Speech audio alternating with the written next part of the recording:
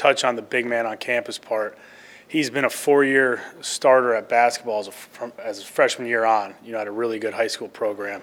He started in football for the last 3. So, he's dealt with that. I watched him play hoops this recruiting cycle, and he goes into a Central Catholic in a great atmosphere and has to deal with the pressure of being the guy that everyone knows, the one that the student section's chirping at. And you see his competitive fire and his will to win. And when you break him down mentally, that's probably the most impressive traits he has. He's got a great support group in his family. And he's had great coaches throughout his high school career, so they've taught him the right way. And so when you worry about him coming in here and mentally fitting in, that's the least concern you have, because he is such a strong-willed individual.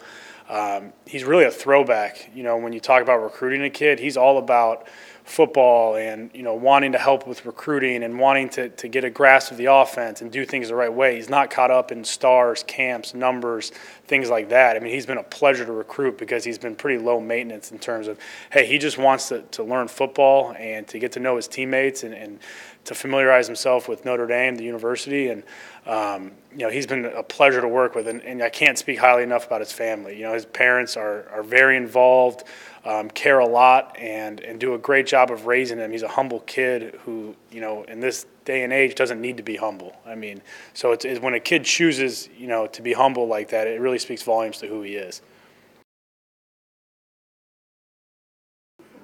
Yeah, I think Phil's, maybe his best, like I talked about, his mentality, but, when you look at him as an athlete, he'll be the most impressive guy you see. I mean, you step on the basketball court, and he's the best athlete on the court by a mile. Guards the other team's best player, moves well.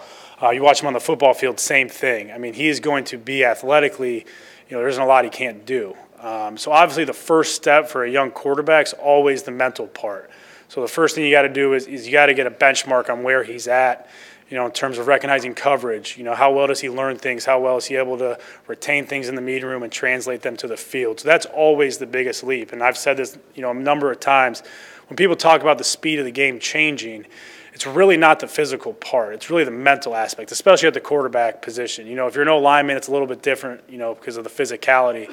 But at the quarterback, the game starts to slow down for you when you mentally start to be able to grasp things. So I think for him, the first thing is, hey, where are we mentally and where do we need to improve there? Physically, I think, maybe a little more consistent, on an every throw basis, mechanically and accuracy is something that everyone needs to strive for. But I think we'll continue to push for him. But like I said before, there's not going to be a whole lot he can't do. The first thing is, hey, where are you at mentally? And the second thing is, hey, let's start to work on our consistency when it comes to throwing the ball down the field.